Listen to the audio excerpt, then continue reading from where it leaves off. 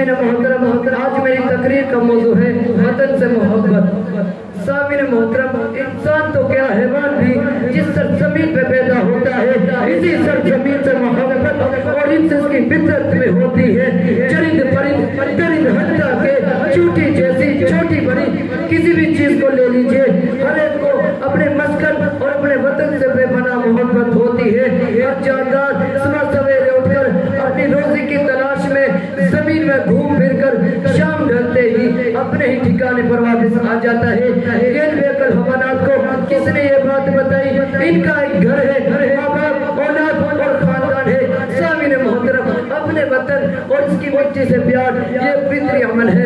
انسان جس طرح اپنی جان سے محبت کرتا ہے اسی طرح اپنے وطن سے بھی محبت کرتا ہے۔ یہی وجہ ہے کہ انسان پھر اس کی سلامتی کی دعا اپنے رب سے کرتا رہتا ہے، جس طرح حضرت ابراہیم علیہ السلام نے اپنے شہر کے لیے دعا کی۔ وَإِذْ قَالَ إِبْرَاهِيمُ رَبِّ اجْعَلْ هَٰذَا الْبَلَدَ آمِنًا، اے میرے رب اس شہر کو امن کا گہوارہ بنا دے۔ اپنے وطن سے محبت کرنا آپ صلی اللہ علیہ وسلم سے بھی ثابت ہے۔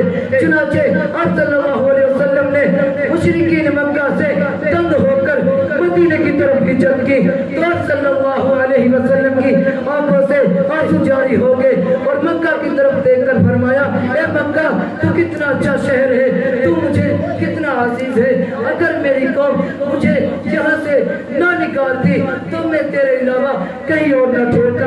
سامعین محترم، آپ صلی اللہ علیہ وسلم جب مدینہ تشریف لے گئے تو آپ صلی اللہ علیہ وسلم کسی سفر سے واپس آتے تو مدینے کی طرف مدینے کی دیواروں کو دیکھتے تو اپنے شہر کی خوشی میں اونٹنی کو تیز دوڑا دیتے۔